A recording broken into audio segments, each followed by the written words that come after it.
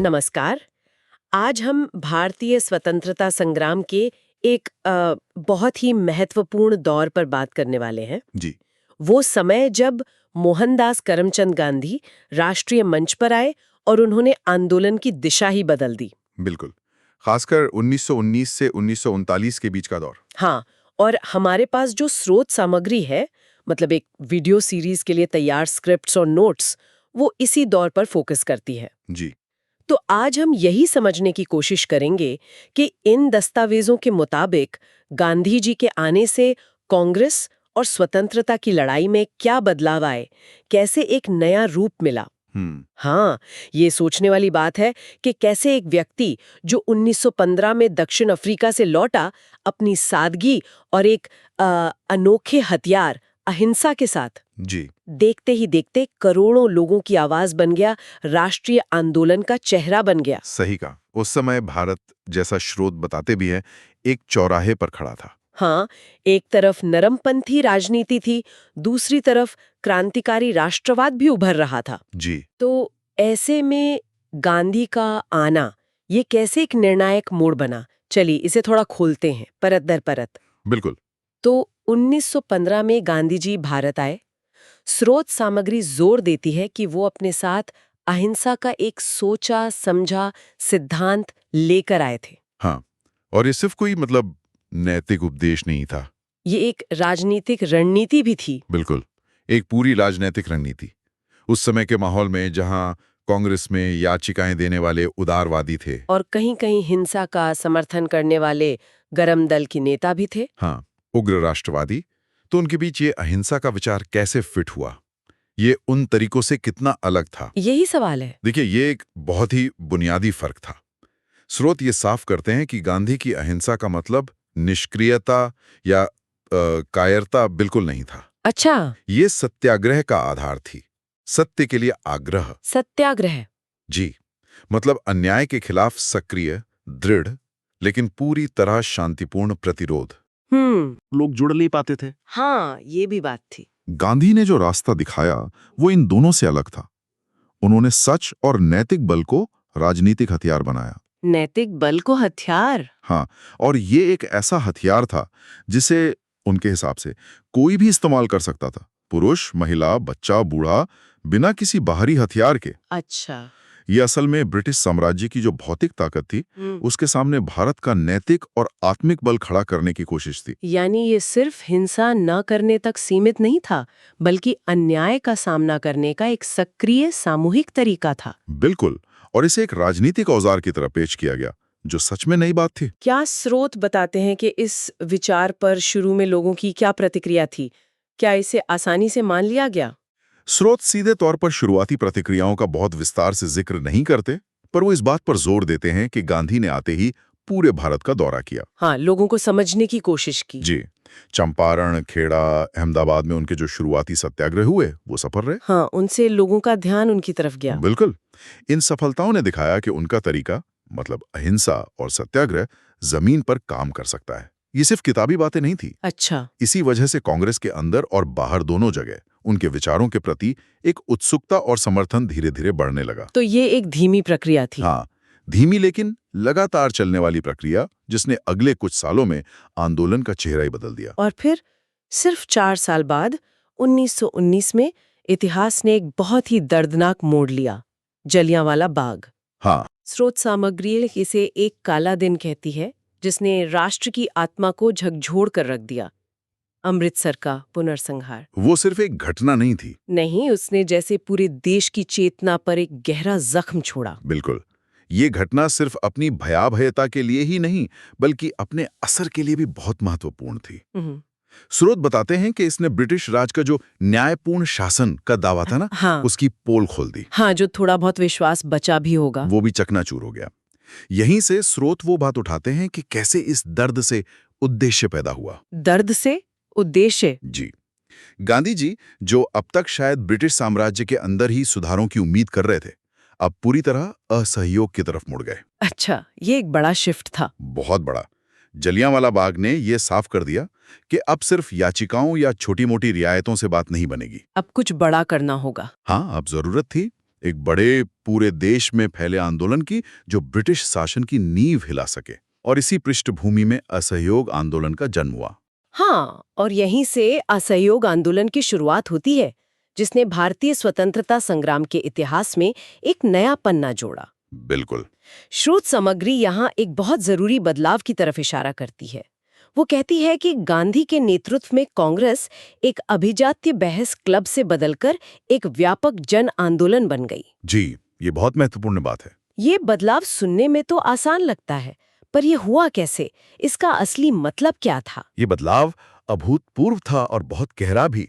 इसे मुमकिन बनाने के लिए गांधी ने कांग्रेस के संगठन में ही क्रांतिकारी बदलाव किए, जैसा स्रोत बताते हैं। संगठन में बदलाव कैसे? कांग्रेस की सदस्यता फीस बस चंद आने कर दी गई, ताकि गरीब से गरीब आदमी भी जुड़ सके। अच्छा। प्रांतीय कांग्रेस कमेटियां भाषा के आधार पर बनाई गईं, ताकि लोग अपनी जुबान में राजनीति से जुड़ें। ये तो बहुत सोचा समझा कदम था। जी, कांग्रेस का संदेश गांव-गांव, गली-गली तक पहुंचाया गया।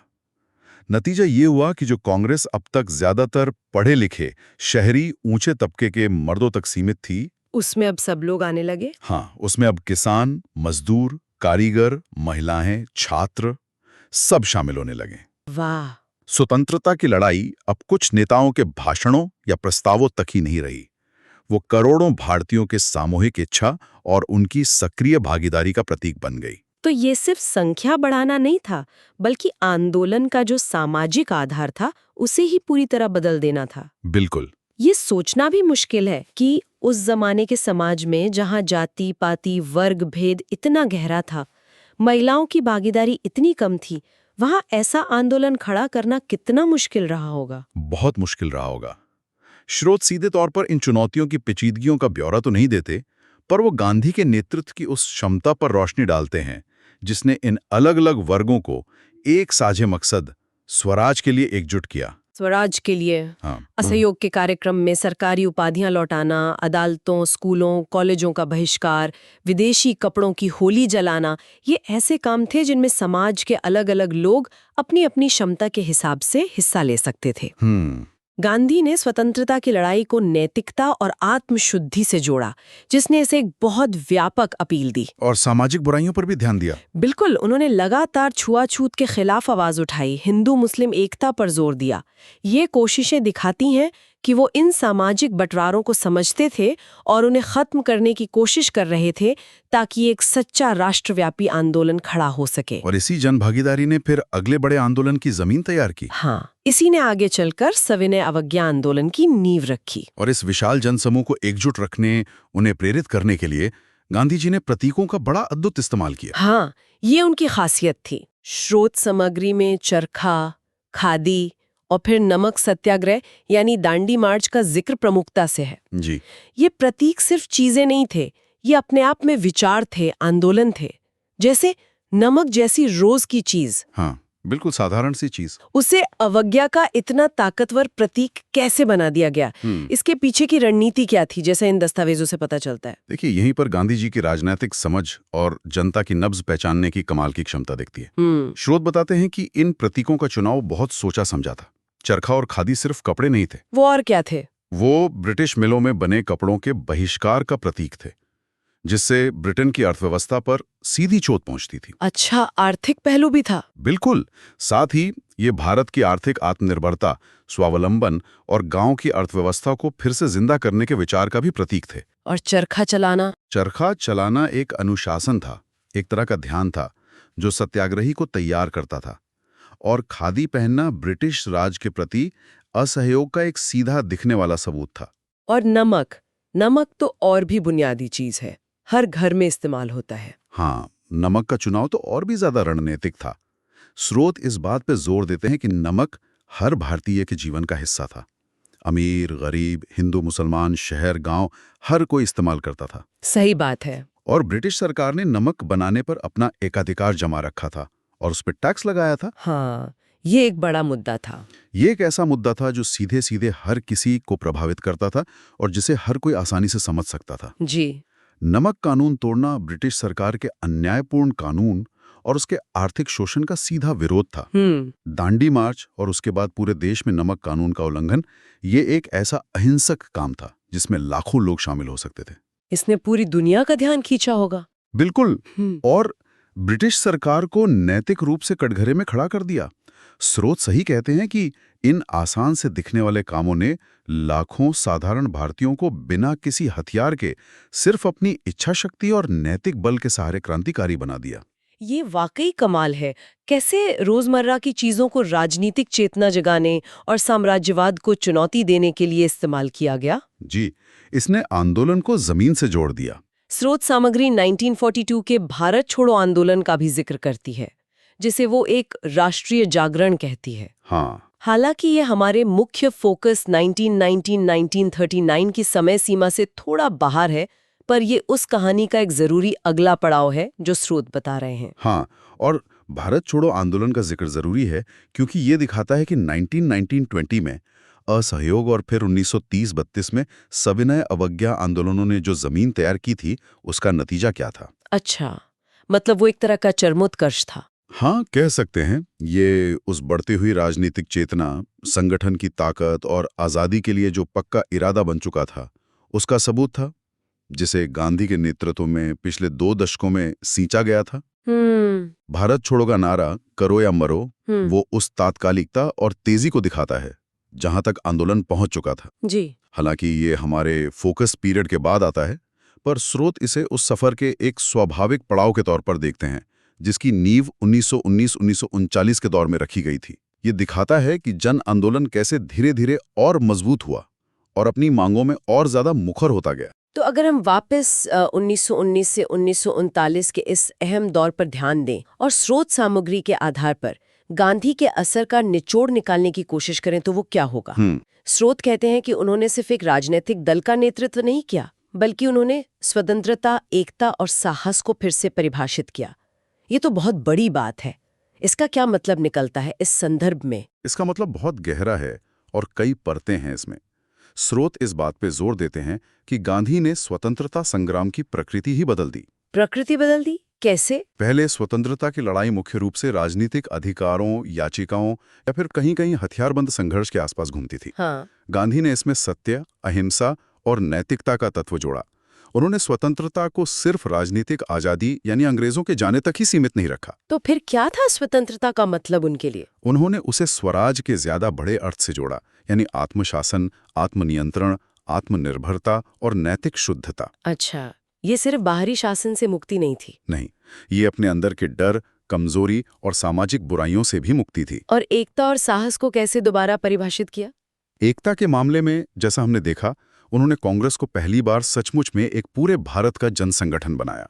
अलग अलग वर्गों और समुदायों को एक मंच पर लाने की अभूतपूर्व कोशिश की। हिंदू मुस्लिम एकता पर उनका जोर। हाँ, वो इसी कोशिश का हिस्सा था। और साहस, उन्होंने दिखाया कि असली साहस शारीरिक बल में नहीं है। तो फिर किस में है? नैतिक दृढ़ता में है, सत्य पर टिके रहने में है। अहिंसक सत्याग्रही बिना हथियार उठाए, लाठियां और गोलियां सहते हुए भी अपने मकसद पर डटा रहता है। ये साहस की एक नई परिभाषा थी।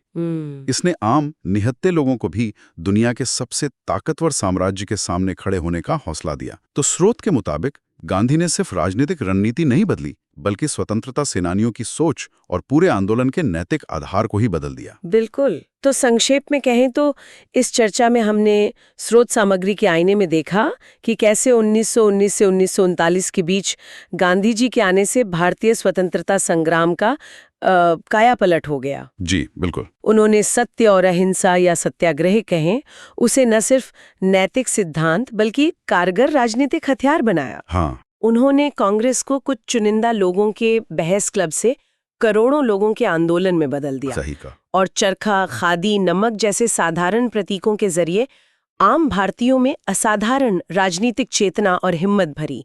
उन्हें बिना हथियार का क्रांतिकारी बना दिया। और इस पूरी पड़ताल के बाद स्रोत सामग्री हमें आज के लिए भी सोचने पर मजबूर करती है। हाँ। मैं सुनने वालों के मन में एक विचार छोड़ना चाहूंगा जो इन्हीं दस्तावेजों से निकलता है। जरूर। इस दौर में हमने जिस अहिंसक जन आंदोलन की रणनीति और उसके व्यापक असर को देखा, जिस तरह उसने समाज के अलग अलग हिस्सों को जोड़ा और एक ताकतवर साम्राज्य को चुनौती दी, वो आज की जो मुश्किल सामाजिक और राजनीतिक चुनौतियां हैं, उनका सामना करने के लिए हमें क्या सबक दे सकता है? ये सोचने वाली बात है। या फिर ये जो गांधीवादी तरीका था, मतलब साधारण रोजमर्रा के प्रतीकों जैसे नमक, चरखा को गहरे राजनीतिक मायने देकर ताकतवर औजारों में बदलना, क्या आज के जमाने में भी ये उतना ही प्रासंगिक है? इन सवालों पर सोचना शायद हमें अपने आज को समझने में भी मदद कर सकता है।